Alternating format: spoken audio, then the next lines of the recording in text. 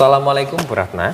Waalaikumsalam Pak Bagus. Bagaimana kabarnya Bu Ratna? Alhamdulillah Pak Bagus, baik sekali.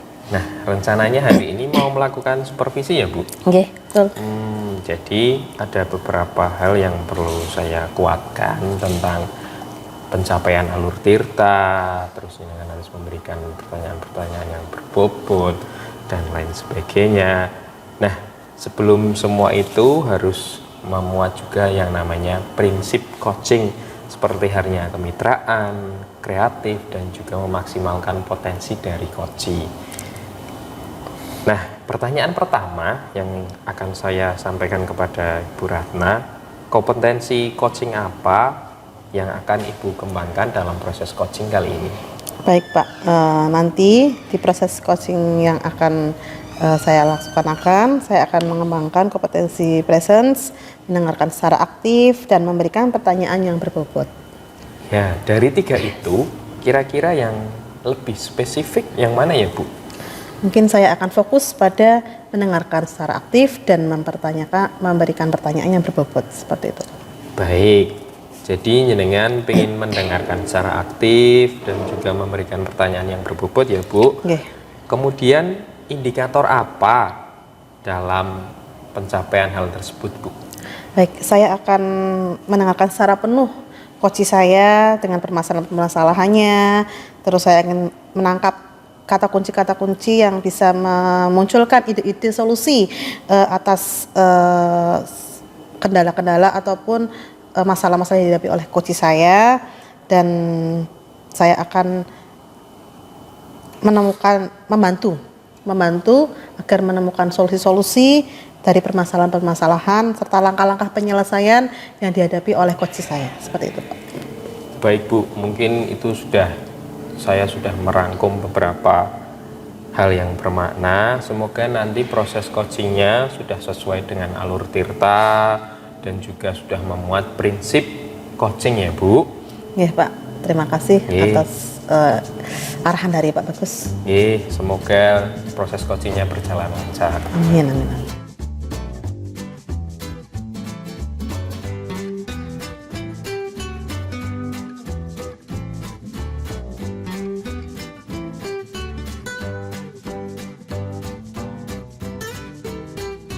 Baik ya, alhamdulillah ya.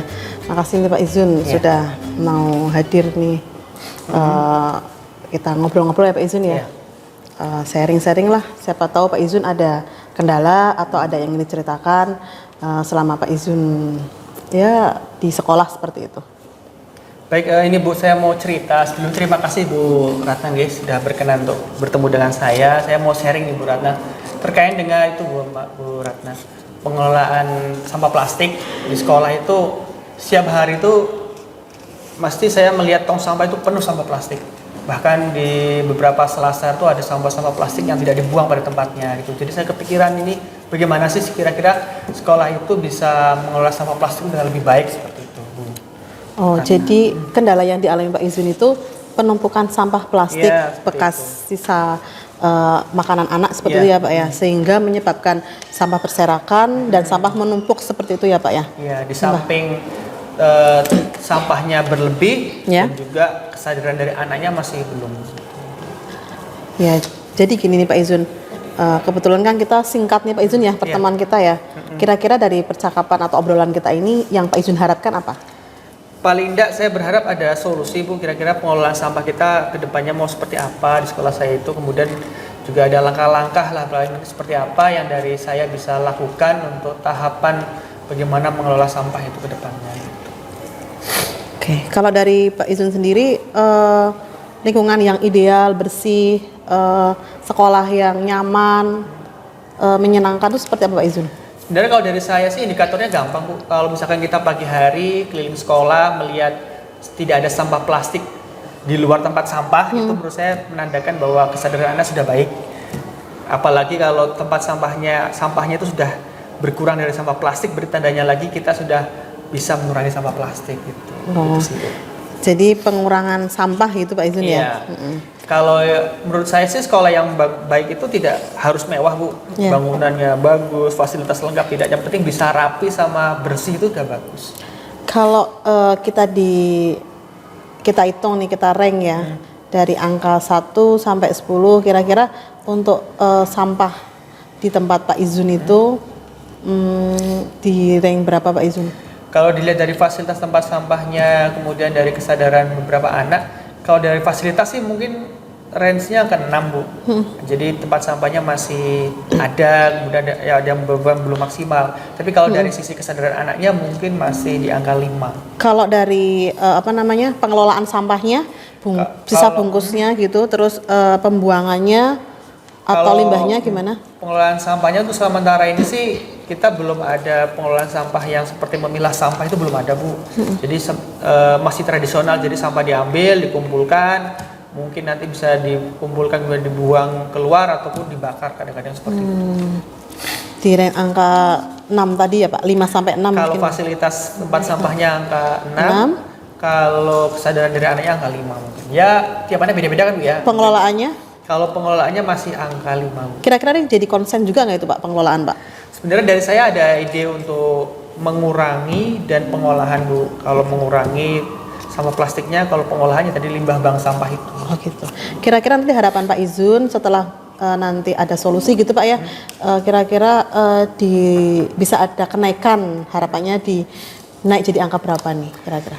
Kalau dari fasilitas jelas tidak bisa langsung 10 ya Bu. Iya. Karena anggarannya juga mesti sangat terbatas. Gitu Pak ya. Ya mungkin bisa bertahap, kita bisa usahakan di setiap tahunnya, paling enggak saya berharap di kedepan ini untuk fasilitas bisa naik di angka 7. Ya. Ketersediaan tempat sampahnya, kemudian juga ada pengolahannya. Kemudian kalau untuk kesadaran, saya berharap juga bisa naik di angka 7 lah Bu. Gitu, Jadi Pak. kalau angka 7 itu kita umpamakan dari 10 anak itu minimal 7 anak sudah bisa membuang sampah pada tempatnya. Semoga begitu Pak Iya. ya, harapannya Pak ya. Kira-kira apa ini yang Pak Izun ingin lakukan agar membantu untuk ya mengurangi sampah plastik, terus pengelolaan limbah sampah itu sendiri, gimana Mbak? Jadi kalau dari saya sebenarnya sudah ada itu sedikit bayangan ataupun alternatif lah mungkin yang bisa saya pikirkan. Yang pertama itu untuk pengurangan sampah plastiknya itu saya berharap saya bisa atau dengan teman-teman itu nanti bisa membuat keyakinan kelas. Oh ya gitu ya Pak ya. Keyakinan kelas nanti dari anak-anak komitmen untuk mengurangi sampah plastik dengan cara mereka komitmen untuk membawa botol minum dari rumah. Oh gitu berarti keyakinan kelas betul betul. Iya. Kemudian kalau untuk pengelolaan sampahnya itu karena di tempat saya itu kan SMK ya Bu, Iya Pak. itu sudah milik provinsi, sedangkan saya kan letak lokasinya di kota. Iya. Saya berharap mungkin nanti bisa bekerja sama BLH, Badan Lingkungan Hidup, untuk informasi pengelolaan sampah menggunakan bank sampah itu seperti apa. Oh gitu. Jadi sudah ada beberapa plan ya Pak ya. Iya. Kira-kira hambatan apa nih yang Pak Izun akan temui dengan plan-plan Pak Izun tadi? Yang pertama mungkin gangguan seperti komitmen itu sendiri Bu. Jadi kadang-kadang mungkin komitmen itu kan terkadang seminggu 2 minggu yes ya, tapi untuk konsistennya itu Bu yang istiqomahnya Pak ya. Ya betul. Jadi dari anak-anak kemudian juga mungkin ada sedikit hambatan dari kantin Bu. Oh gitu. Karena kan yang namanya kantin mungkin kan pinginnya untung Bu ya. Oh gitu ya. Apapun caranya, entah itu menggunakan kantong plastik ataupun sebagainya, mereka berharap hanya untung seperti itu. Mungkin hambatannya itu salah satunya Bu. Kira-kira solusi apa? Misalnya ketemu hambatan seperti itu? Ya Pak mungkin Izun nanti mau. saya bisa bekerjasama dengan kesiswaan, wali kelas untuk terus mengingatkan anak komitmen keyakinan kelas itu. Kemudian mungkin bisa kerjasama dengan Sarpras untuk kantin, bahwa yang namanya pengelolaan sampah itu penting, seperti itu. Gitu Pak ya. Tadi kan Pak Izun menyebutkan nih akan mengurangi sampah plastik dengan menggunakan botol minum anak-anak ya Pak ya. Terus akan bekerja sama dengan BLH untuk pembuangan limbahnya gitu Pak ya. Terus akan meningkatkan kesadaran anak melalui keyakinan kelas agar lingkungan sekolah menjadi bersih dan nyaman.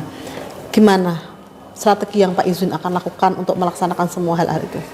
Jadi untuk pengurangan sampah plastik tadi saya akan bekerjasama dengan wali kelas, kesiswaan untuk komitmen pengurangan sampah plastiknya, dan juga saya berharap anak-anak akan ada komitmen juga untuk membawa botol plastik. Kemudian kalau untuk pengelolaan limbah plastiknya, selain mengurangi Bu ya, jadi suka ada pengelolaan itu mungkin bisa bekerja sama dengan BLH. Sebenarnya indikatornya gampang Bu, kalau pengolahannya lebih banyak daripada pengurangannya berarti di sekolah itu sampah plastiknya masih banyak. Sepertinya itu menjadi ukuran keberhasilan ya Pak? Iya, seperti itu. Tapi kalau pengolahannya lebih sedikit, Ya.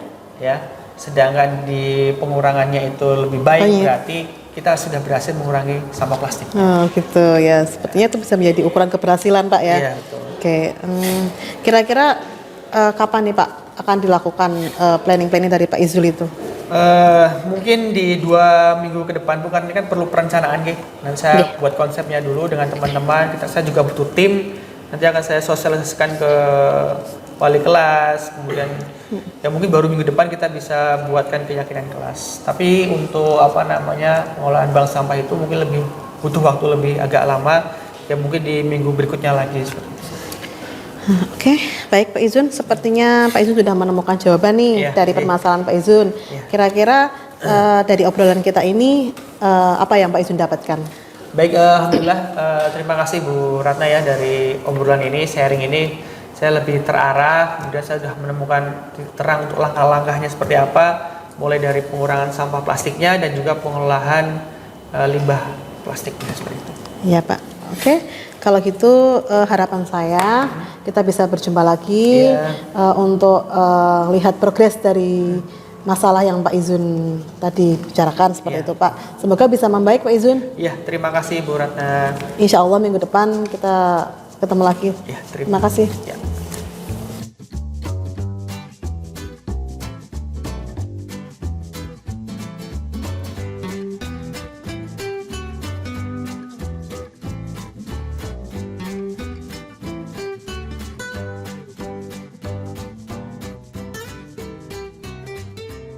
Selamat siang Bu Ratna. Siang Pak Bagus. Nah, tadi saya sudah melihat proses coaching jenengan sama Pak Izun sudah berjalan dengan baik. Nah, ini setelah tadi saya melihat ada yang namanya pasca observasi, di mana ada sedikit evaluasi dan umpan balik terhadap proses coaching tadi. Nah, terkait hal itu, dari indikator-indikator yang sudah jenengan sampaikan di awal, kira-kira sudah sesuai yang diinginkan atau belum Bu? Alhamdulillah di proses coaching tadi saya sudah melaksanakan coaching sesuai dengan alur tirta Pak ya. Seperti menanyakan tujuan, kemudian mengidentifikasi permasalahan, menanyakan rencana aksi, dan tanggung jawab komitmen dari coach itu sendiri untuk melaksanakan solusi-solusi yang dia canangkan tadi. Kemudian saya berusaha mendengarkan secara aktif poin-poin penting agar memunculkan ide-ide atau solusi-solusi dari permasalahan coach tadi. Seperti itu Pak. Ya, baik Bu. Tadi saya sudah melihat alur ceritanya sudah terlihat, kemudian jenengan sudah memberikan pertanyaan-pertanyaan yang berbobot, jenengan juga sudah memberikan menggali ide-ide dari coach tersebut dan juga menjadi pendengar yang aktif dan mencatat poin-poin pentingnya. Ya, Pak. Nah, kemudian kompetensi apa yang Anda inginkan untuk proses coaching di kemudian hari Bu kira-kira? Saya berharap kedepannya saya bisa lebih memahami lagi Pak proses coaching dengan alur tirta itu dan kompetensi mendengarkan. Saya juga ingin saya tingkatkan supaya lebih baik lagi seperti itu Pak. Baik Bu, semoga kedepannya harapan-harapan dari Bu Ratna bisa lebih baik. Jangan lupa tetap semangat dan tetap belajar. Semoga kita bisa jadi lebih baik. Terima kasih Pak Bagus atas arahannya dan evaluasinya. Terima kasih.